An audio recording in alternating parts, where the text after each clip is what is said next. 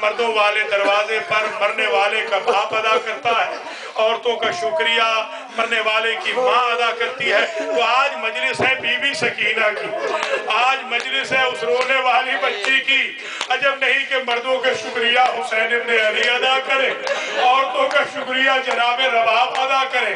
اللہ اکبر۔ یہ وہ بچی ہے جو ایک ایسا وقت بھی تھا کہ گر گئی تھی پشت ناقہ سے، معلوم ہے نا، اور بابا کا سر رک گیا تھا، اور جب زینب عالیہ نے جانا چاہا نا تو شمر نے کہا میں لے آتا ہوں بچی کو۔ بی بی زینب کہتی ہے میری بچی تیرے تماچوں سے بہت ڈری ہوئی، میں اور زین العابدین جائیں گے، جا کے بچی کو لے آئے۔ یہ وہ بچی ہے جس کے گلے میں رسی اتنی سخت تھی، جب بازار شام اور دربار شام میں قافلہ کھڑا تھا تو یزید نے پوچھا تھا کہ ساری بیویوں کے سر تو نیچے ہے، اس بچی نے اپنا سر اٹھایا ہوا ہے اور اپنے ہاتھ گلے پہ رکھے ہوئے ہیں۔ کہا کہ ساری بیویاں ایک رسی میں بندھی ہوئی ہے، جب اس کی پھوپھیاں سر اٹھاتی ہے یہ بچی کیونکہ چھوٹی ہے لٹک جاتی ہے۔ اللہ اکبر۔ یہ وہ بچی ہے میرے عزیزوں، بس میں زیادہ زحمت نہ دوں۔ بچی کا کام تھا ہمیشہ رونا، بچی ہمیشہ رویا کرتی تھی۔ ایک روز جو بچی نے عالم رویا میں بابا کو دیکھا ہے تو ایک مرتبہ جب اٹھی ہے، خواب سے بیدار ہوئی ہے تو زندان شام کے دروازے کی طرف دوڑی۔ جناب زینب سمجھ گئی، کہا کہاں جا رہی ہو بیٹی؟ کہا کہ ابھی میرا بابا یہاں تھا، اپنے بابا کو ڈھونڈنے جا رہی ہوں۔ بی بی سمجھ گئی کہ بابا کو خواب میں دیکھا ہے۔ ادھر میرے مولا کا سر پڑا تھا اس حجرے میں جس حجرے میں یزید آرام سے سویا ہوا تھا، میرے مولا کے سر والے تشت پہ رومال تھا۔ یہ یزید کی اپنی روایت ہے کہ رومال سر سے ہٹ گیا، اور رومال کے ہٹنے کے بعد فرزند زہرا کے سر نے پرواز کی اور چھت تک جا کے کہا تو آرام سے اپنے محل میں سو رہا ہے اور میرے سینے پہ سونے والی مجھے یاد کر رہی ہے۔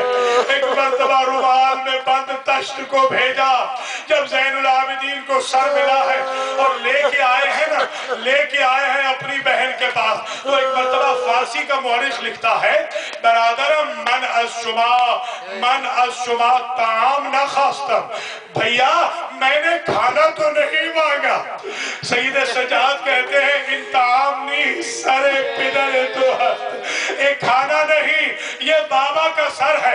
اب جو بچی نے سر سے رومال ہٹایا، ایک مرتبہ مدت کے پریشان ہونٹوں کو اپنے بابا کے خشک ہونٹوں پہ رکھ کے بی بی نے بہن شروع کیے، بابا یہ تیری رگیں کس نے کاٹی ہے؟ بابا یہ بچپن میں مجھے یتیم کس نے کیا؟ بابا تیرے بعد میں پتھروں پہ سوتی رہی، بابا تیرے بعد یمنی دل چھڑ گئے، بابا تیرے بعد تماچے کھائے، تازیانے کھائے۔ جزاک اللہ، جزاک اللہ۔ اب ذرا فارسی کے مورخین نے مقتل لکھا ہے نا، ذرا سنیے۔ پدر بزرگوار شکستہ شدے استخوان، بابا میری ہڈیاں تازیانوں سے ٹوٹ گئی، اتنا مارا تھا ان ظالموں نے، میری ہڈیاں اور پسلیاں ٹوٹ گئی ہیں تازیانے لگنے سے۔ اور پھر بی بی کہتی ہے دختران شامی بر قالین سر گزارن بدختر تو بر سنگ سر گزارن، شامیوں کی لڑکیاں مخملی تکیوں پہ سر رکھتی ہے مگر تیری بیٹی کا سر دیوار شام پہ ہوتا ہے، تیری بیٹی کا سر پتھروں پہ ہوتا ہے۔ ایک مرتبہ زینب عالیہ آگے بڑھی اور کہا سید سجاد سر لے لے بابا کا، ایسے نہ ہو کہ بہن مر جائے۔ اب جو سر لیا اور نبضوں پہ ہاتھ رکھا، انا للہ و انا الیہ راجعون، عاشق حسین کی مر گئی، عزادار حسین کی مر گئی، سجاد کی بہن مر گئی، دفن کر دیا گیا۔ آج سے کوئی 69 سال پرانا واقعہ ہے۔ آیت اللہ محسن عاملی کا دور تھا، ان کے دور میں سیدہ زینب کے روضے کے مجاور تھے سید ابراہیم، ان کی 6 بیٹیاں تھیں۔ ہر بیٹی نے خواب میں دیکھا کہ یہ بچی عالم رویا میں آ کے کہتی ہے اپنے بابا سے کہو سیم کا پانی میری قبر کے اندر آ رہا ہے، میری لاش کو خراب کر رہا ہے، ذرا میری قبر کو اثر نو تعمیر کر دے۔ خواب کو خیال سمجھا۔ ایک روز سید کیلولہ کے لیے سویا ہوا تھا، سید نے عجب منظر دیکھا کہ بچی کہتی ہے سید تجھے میرے بابا کی غربت کا واسطہ میری قبر کو پختہ کر لے۔ سید جلدی دوڑا آیت اللہ محسن عاملی کے پاس آیا۔ آیت اللہ نے کہا خواب سچا ہے، جلدی مزدور منگواؤ، معمار منگواؤ، مستری منگواؤ۔ جا کے تعویذ قبر کھولا۔ اب ذرا دلوں پہ ہاتھ رکھ کے سادات و نورین سننا ہے۔ جب تعویذ قبر کھولا آیت اللہ نے حکم دیا سید تم اندر چلے جاؤ، کوئی غیر سید ہاتھ نہ لگائے۔ سید ابراہیم جو اندر گئے روتے روتے زمین پہ بیٹھ گئے۔ آیت اللہ نے پوچھا سید روتے کیوں؟ کہا میرا مولا سچا اتنا غریب تھا اپنی بہن کو کفن بھی نہ پہنا سکا، میں نے کرتے میں دفن ہے یتیم حسین۔ جزاک اللہ جزاک اللہ اجرکم علی الزہرا۔ میرا مولا کفن بھی نہ پہنا سکا۔ ذرا غربت دیکھیں امام زین العابدین کی، یہ غربت ہے میرے مولا کی، یہ غربت ہے اس شہنشاہ کی۔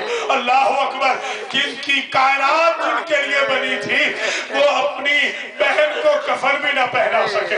اللہ اکبر۔ اب میں نے بڑا عرصہ سوچا کہ کفن تو مل سکتا تھا، کفن مل سکتا تھا، کیوں نہ پہنایا گیا؟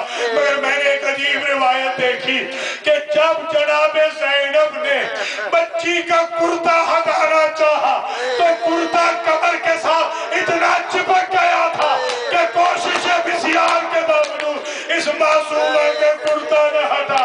اور اب آیت اللہ نے کہا لاش اٹھاؤ۔ لاش بچی کی اٹھائی، باہر لے کے آئے سید۔ اب ذرا توجہ رکھیے گا ان جملوں پہ۔ باہر جو سید لائے نا، سید نے لاش رکھی اور منہ پہ ماتم شروع کیا۔ آیت اللہ نے کہا سید اب منہ پہ ماتم کیوں کرتے ہو؟ کہا آغا میرا مولا اتنا بے بس تھا اپنی بہن کے ہاتھ بھی نہ کھلا سکا، آج بھی یتیم ہے حسین کے ہاتھ رسیوں میں جکڑے ہیں۔ اب میں نے شرح الامہ میں روایت پڑھی کہ حکم یہ ہے شہید جس حال میں شہید ہو اسے اسی حال میں دفن کرو۔ شاید میرے مولا نے اس لیے ہاتھ نہیں کھلوائے کہ جب قیامت کے دن حسین کی ماں عرش کا ستون پکڑ کے حسین کی غربت کا مقدمہ دائر کرے گی، اس بچی کو گواہ پیش کرے گی۔ بارے الہا میری اس بچی کا کیا قصور تھا جس کے ہاتھ آج بھی رسیوں میں ہے؟ یاد رکھنا یہ علم آ رہا ہے اور یہ تابوت آ رہا ہے۔ ذرا سن لیجئے، بعض روایتیں، بعض شہادتیں بعض جگہ پڑھنی ممنوع ہے۔